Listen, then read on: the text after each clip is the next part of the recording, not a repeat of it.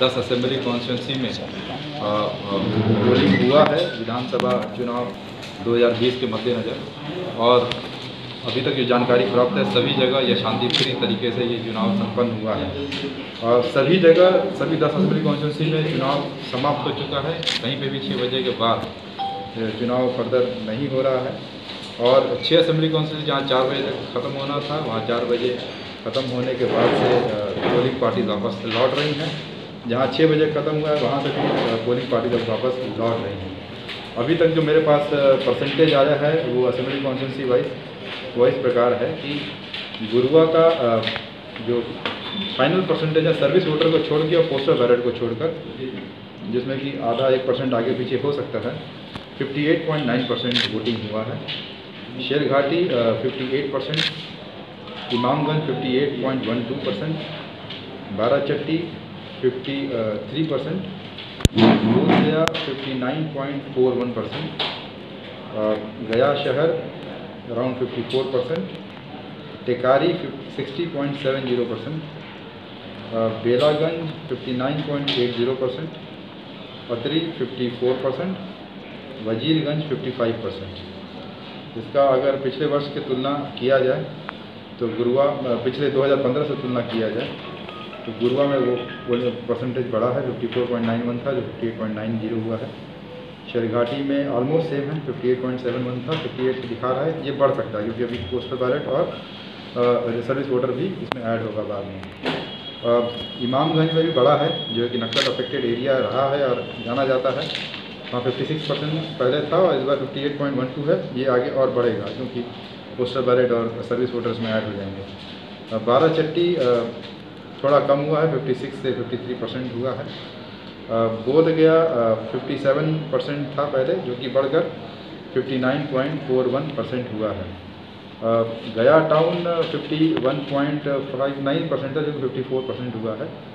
टेकारी भी मार्जिनली बढ़ा है, 59% था वो जो 60.70% हुआ है। बेलागंज 57% था जो कि 59.80% हुआ है और ये और बढ़ सकता है। पतरी भी मार्जिनल ऑलमोस्ट सेम है, पिछले बार 55.16 था, 54 है जो कि अगेन पोस्टल बैलेट और सर्विस वोटर अगर हम ऐड करेंगे तो उसके आसपास आ जाएगा।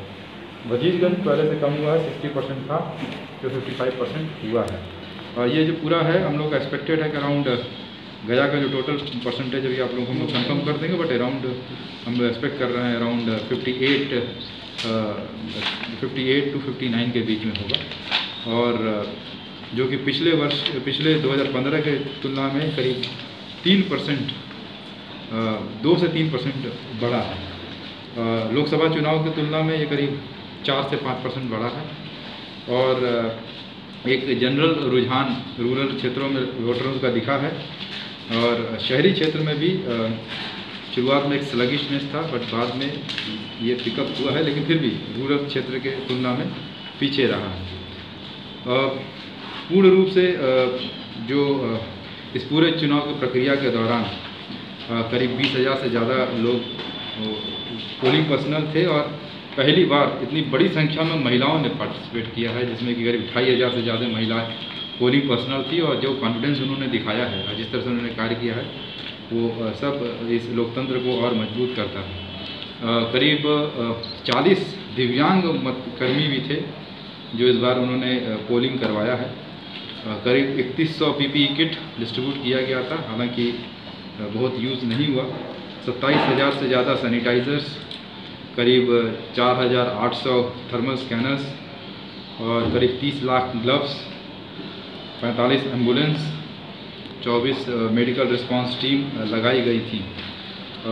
शुरुआती दौर में जो वीवीपैट और BU-CU के मॉक पोल के दौरान ख़राब होने की सूचना मिलती थी, लेकिन करीब 0.3% BU, 0.3% CU और 0.5% वीवीपैट को रिप्लेस करने की सूचना मिली है अभी तक।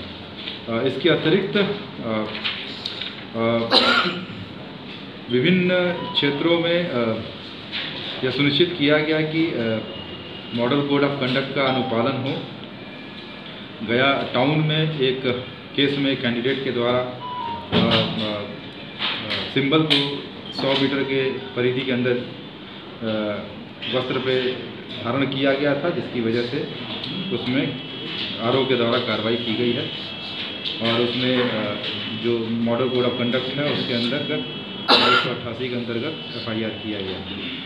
इसके अतिरिक्त जहाँ से छिटपुट जो दिन भर में घटनाएं मिलती रही, मैक्सिमम घटनाओं का कोई सब्सटेंस नहीं था और मैक्सिमम घटनाएं आधारहीन मिली हैं। बाकी जगहों से भी एक और केस मिला था जिसमें 322 और 322A 323 पोलिंग स्टेशन के पास टिकारी में जो कांग्रेस प्रत्याशी थे उनके द्वारा ये एलिगेशन लगाया गया कि उनको मतदान कर्मियों के द्वारा मैन हैंडल किया गया। उसको भी आरोप के द्वारा स्पष्ट किया गया है कि उसमें कोई बेसिस नहीं है। जो प्रत्याशी के द्वारा उसमें दबाव बनाने की कोशिश की गई थी, वहाँ पे CAPF भी था और CAPF की वजह से उसको रोका गया और उसकी वजह से उनके द्वारा इस तरह का आक्षेप किया गया है। एक रिटन रिपोर्ट आरओ से अपेक्षित है जो हम लोग प्राप्त करके शेयर कर देंगे। लेकिन आरओ के द्वारा और SDPO के द्वारा ये बताया गया कि प्रत्याशी के द्वारा ना तो थाना पे रुककर इन लोगों से मिलने का प्रयास किया गया, ना ही इन लोगों ने जब बात किया तो उसमें अपना बात रखा गया। यदि भी जो भी साक्ष्य होगा उसके आधार पर आगे कार्रवाई किया जाएगा।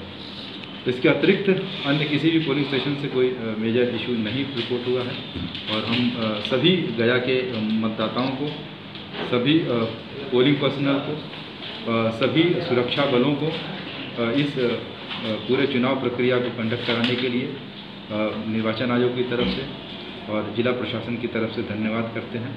और मैं आशा करता हूँ कि ये कोविड के सिचुएशन में जो ये पोलिंग कराई गई है और उसमें गया ने एक जो नया बेंचमार्क स्थापित किया है, वो आने वाले जो चुनाव हैं उनके लिए उदाहरण प्रस्तुत होगा और हम लोग एक मजबूत लोकतंत्र को बनाने में अपना रोल अदा कर सकते हैं। देखिए, कुछ जगहों से सूचना मिली थी, अभी हम लोग उसको कलेक्ट कर रहे हैं। बाराचट्टी में एक जगह है, 86 बूथ नंबर है। इसी तरह से वजीरगंज में एक जगह 12 जगह है जहाँ से ये सूचना मिली थी और गुरुआ में एक जगह है 264। यद्यपि सभी जगह वोटिंग हुआ है, कम हुआ है, 15, 20, 25 इस तरह से हुआ है, लेकिन पिछले जो 2 लोकसभा की तुलना में जहाँ पे 12 जगह ऐसे थे जहाँ की बॉयकॉट की सूचना मिली थी, इस बार ये 3 या 4 जगह ही बॉयकॉट का इस तरह से सूचना मिला है, जो कि प्रत्येक वर्ष लोगों के लोकल इशू की वजह से ऐसा उठाया जाता रहा है और उससे जो चुनाव है या चुनाव की जो पूरा प्रक्रिया है उसको ज़्यादा प्रभाव नहीं पड़ता है। ये सब